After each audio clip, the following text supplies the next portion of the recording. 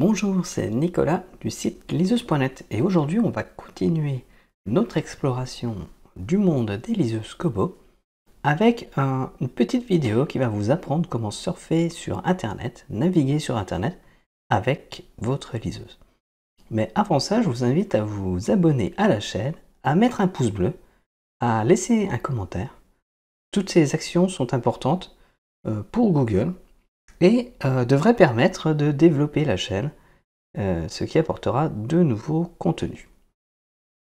Je vous invite également à consulter les liens dans la description de la vidéo, en particulier en ce qui concerne la newsletter qui vous permet de recevoir des bons plans sur des liseuses, des promotions et des actualités.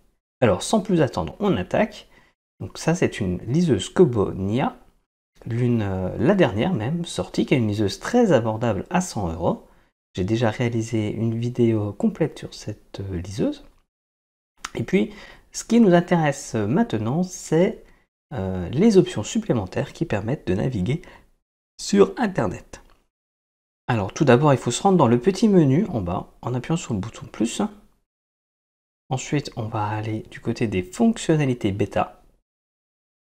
Et là-dedans, on aura différentes choses, dont ce qui nous intéresse ici, le navigateur web, qui est donc une fonctionnalité bêta, c'est-à-dire qui n'est pas complètement finalisée.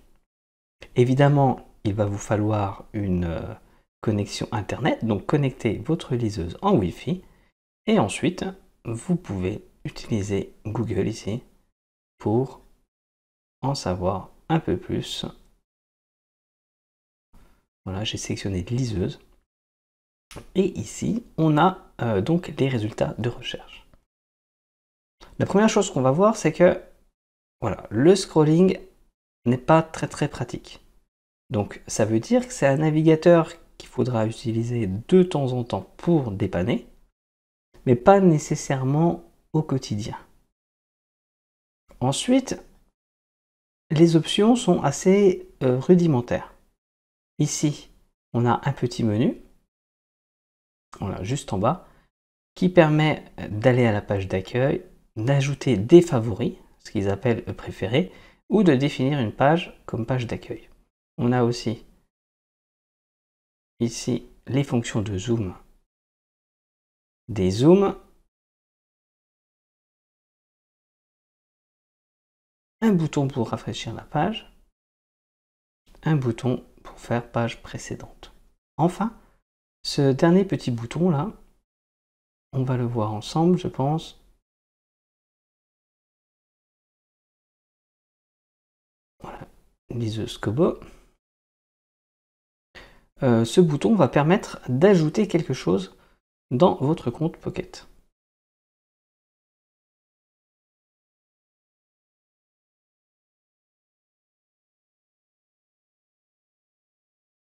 Ici, on retrouve le site liseuse.net.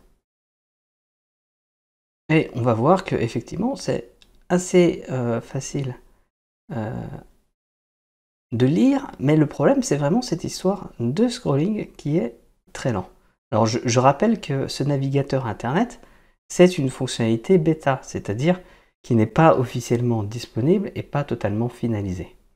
Donc, on voit, il y a des petits bugs. Par contre, si j'appuie ici, sur le petit bouton là, voilà, cette page Internet est ajoutée à mon compte Pocket. Voilà. Donc, utilisez le navigateur de votre liseuse Kobo uniquement pour des besoins de consultation. Je vous déconseille fortement de l'utiliser pour consulter des comptes bancaires ou réaliser des achats, parce que je pense que ce navigateur n'est pas totalement fonctionnel. Maintenant, on va aller voir notre compte Pocket, ici dans mes articles, et voir si voilà, mon article sur les liseuses Kobo est bien disponible. Si vous voulez en savoir plus sur cette fonctionnalité, vous pouvez vous référer à la précédente vidéo de la chaîne.